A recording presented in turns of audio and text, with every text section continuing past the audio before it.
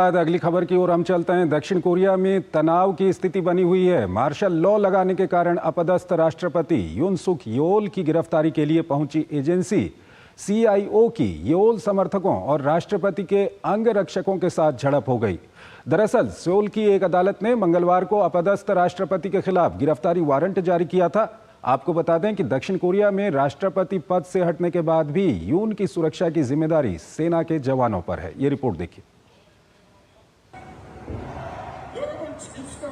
6 घंटे के martial law के आरोपी दक्षिण कोरिया के अपदस्थ राष्ट्रपति योन सुक योल की गिरफ्तारी के लिए चली करीब 6 घंटे की मशक्कत नाकाम रही। बड़े अधिकारियों के घोटाले की जांच के लिए बनी एजेंसी सीआईओ की टीम और पुलिसकर्मी शुक्रवार की सुबह योन के आवास पर पहुंचे तो उन्हें कई स्तरों पर विरोध का सामना करना पड़ा। टीम की पहले आवास के बाहर यून के समर्थकों से भिड़ंत हुई, फिर परिसर में मौजूद सेना की टुकड़ी ने उनका रास्ता रोका और अंत में राष्ट्रपति के करीब 200 गार्ड्स दीवार बनकर खड़े हो गए। घंटों दोनों पक्षों के बीच रस्साकशी चलती रही। नौबत हिंसक झड़प तक पहुंच गई, लिहाजा सीआईओ की टीम को बैरंग वापस लौटना पड़ा। जांच अधिकारी ने कहा कि यून को कानूनी प्रक्रिया में जांच एजेंसी की मदद करनी चाहिए। घटनास्थल पर मौजूद टीम की सुरक्षा का ध्यान रखते हुए भी उन्हें गिरफ्तार नहीं किया गया। देश पर मार्शल लॉ थोपने के आरोप में यून के खिलाफ महाभियोग चलाकर अपदस्थ कर दिया गया है। मामले को लेकर जांचकर्ताओं के साथ सहयोग न करने के आरोप में सियोल की एक अदालत ने मंगलवार को उनके खिलाफ गिरफ्तारी वारंट जारी किया था। ये वारंट 6 जनवरी तक मान्य है। अगर पुलिस तब तक उन्हें गिरफ्तार नहीं कर पाती है तो फिर से वारंट लेना पड़ेगा। वहीं यूएन के वकील ने गिरफ्तारी के प्रयास को अवैध बताया।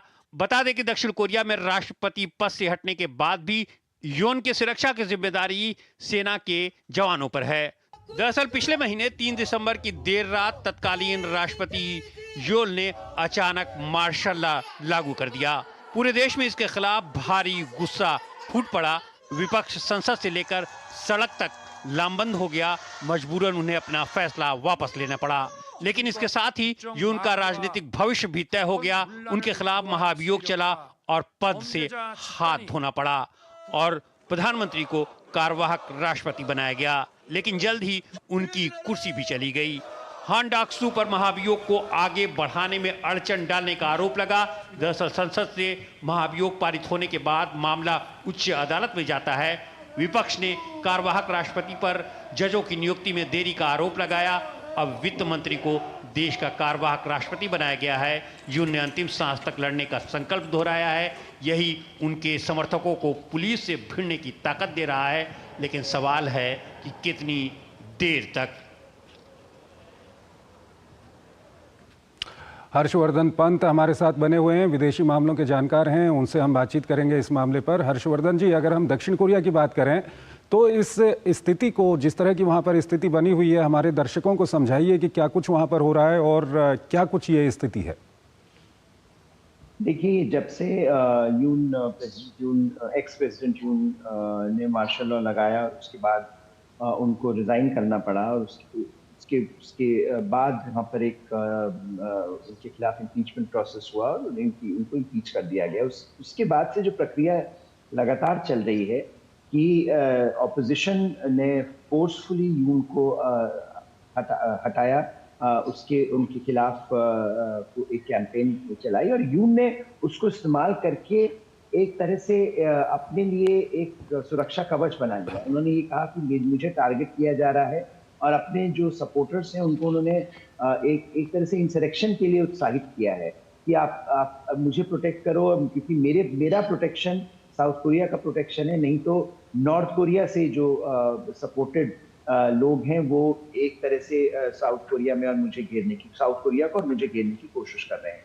तो अभी हमने आज जो घटनाक्रम हुआ उसमें इन्वेस्टिगेटिंग एजेंसीज उनको अरेस्ट करने गई और वो अरेस्ट नहीं कर पाई क्योंकि वहां पर इतना बड़ा प्रदर्शन था और इतने एक तरह से वायलेंस होने की संभावना थी। तो अपनी सुरक्षा के मद्देनजर उनको वहां से जाना पड़ा। तो जो एक उथल पुथल मची हुई है, पिछले कुछ महीनों में हमने देखा किस तरह से तीसरे वहां पर तीसरे प्रेसिडेंट बने हुए हैं और कार्यवाहक राष्ट्रपति हैं और उनको दूसरे जो बने थे उनको भी इम्पीच कर दिया गया। तो कहीं पर इंस्टीट्यूशनल कोलैप्स जिस तरह से होता है और एक तरह से बड़ी अभूतपूर्व घटनाक्रम है कि साउथ कोरिया जैसा देश जहां पर काफी समय तक ये माना जा रहा था कि डेमोक्रेसी और डेमोक्रेटिक इंस्टीट्यूशनल फ्रेमवर्क जो है वो स्टेबल हो गया है, और वहां पर अब इस तरह की घटनाएं जो एक समय हुआ करती थी वो अब नहीं होंगी, जहां पर कूज और काउंटर कूज हुआ करते थे वहां पर वो फिर, लेकिन जो यून ने किया और उसके बाद से जो हो रहा है कि जो ऑर्गेनाइजेशनल कैपेसिटी है साउथ कोरियन स्टेट की वो काम नहीं कर रही है और इंस्टीट्यूशंस कोलैप्स हमको दिख रहा है। ये अपने आप में चिंता का विषय है क्योंकि साउथ कोरिया हिंद प्रशांत में एक बहुत इंपॉर्टेंट एक्टर है और अगर वहां पर इंस्टेबिलिटी बनती है तो उस इंस्टेबिलिटी का फायदा बाकी जो देश हैं जो इंस्टेबिलिटी चाहते हैं हिंद प्रशांत में उनके लिए अच्छी खबर। इस सिस्टम को हम थोड़ा सा समझना चाहेंगे कि योल को महाभियोग लगा के उनको पद से हटा दिया गया, लेकिन अभी वो कॉन्स्टिट्यूशनल जो बेंच है उसके पास वो मामला जाएगा, वहाँ पर अगर वो पास हो जाता है तब जाके इनको राष्ट्रपति भवन से इन जगहों से हटाया जाएगा। ये किस तरह का सिस्टम है, इसको हम समझना चाहेंगे। जी, वो कई लेवल्स हैं इसको अपील करने के। तो जो कॉन्स्टिट्यूशनल जो इम्पीचमेंट प्रोसेस पार्लियामेंट में हो गया है, लेकिन कॉन्स्टिट्यूशनल कोर्ट का जजमेंट आना बाकी है, तो वो कॉन्स्टिट्यूशन उसका वो फायदा उठा रहे हैं क्योंकि उनके पास उतना समय अभी है जब वो ये कह सकते हैं कि इंस्टीट्यूशनली मैं अभी भी खड़ा हुआ हूं और मैं लड़ रहा हूं, और मुझे लगता है उसका फायदा उनको उनके समर्थन में जो लोग खड़े हैं वो उनको दे रहे हैं, और जिस तरह का नैरेटिव वो प्रोपोगेट कर रहे हैं कि मुझे टारगेट किया जा रहा है, और ये नॉर्थ कोरियन एजेंट्स हैं जो साउथ कोरिया को टारगेट कर रहे हैं, उससे मुझे लगता है वहां पर एक तरह से नेशनलिस्ट रिसर्जेंस उनकी जो कंस्टिट्यूएंसी है उसमें हो रही है। हालांकि बहुत बड़ी कंस्टिट्यूएंसी नहीं है और बहुत ज्यादा सपोर्टर्स नहीं है, लेकिन अगर आप ये देखें कि किस तरह से एक छोटा सा एक ग्रुप वो भी इतना इफेक्टिवली जो उस पूरे देश की जो इन्वेस्टिगेटिव एजेंसी है उसको काम नहीं करने दे रहा है। वहां पर ये बताया जा रहा है कि उनके पास वेपन्स थे जब वो गए और काफी वो एग्रेसिव थे वहां पर जाकर, तो वो सारे जो ऑफिसर्स थे वो लौट आए, उनको उन्होंने अरेस्ट नहीं किया ही उनको। तो ये मुझे लगता है अपने आप में अप्रत्याशित स्थिति साउथ कोरिया में बनी हुई है, और जब तक कॉन्स्टिट्यूशनल कोर्ट डिसाइड नहीं करता है तब तक इनके पास ये स्पेस अवेलेबल है उनके पास कि वो ये आर्ग्यू करते रहेंगे कि मुझे टारगेट किया। हर्षवर्धन जी, यहाँ पर एक सवाल आपके सामने रखना चाहूँगा, जो आपने पहले जवाब दिया था उसमें भी इसका जिक्र किया था।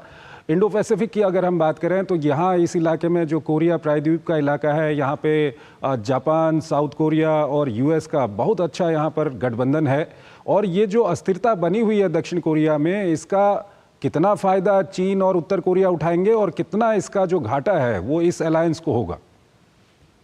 देखिए, बहुत चिंता का विषय है ये इस अलायंस के लिए, क्योंकि जब अभी कुछ दिनों पहले जब इन्होंने मार्शल लॉ लगाया यून ने, उससे कुछ ही हफ्तों पहले बड़ा इंपॉर्टेंट ट्राइलैटरल समिट हुआ था जापान, साउथ कोरिया और अमेरिका के बीच में, जहां पर ये माना जा रहा था कि जो पुरानी परेशानियां थी जापान और साउथ कोरिया के बीच की, अमेरिका ने उसको रिजॉल्व करने की बहुत बड़ी पहल करी, और एक तरह से तीनों देश एक साथ इकट्ठे होकर सामने आए, क्योंकि वहां पर उनको लग रहा है कि चीन और नॉर्थ कोरिया के बीच में जो इस समय एक रिलेशनशिप बन रहा है, और नॉर्थ कोरिया जो इस समय एक तरह से अपने आप को ग्लोबल पावर के रूप में देख रहा है, क्योंकि उसके सोल्जर्स जो है, उसके सैनिक जो है वो रशिया में लड़ रहे हैं रशिया के साथ।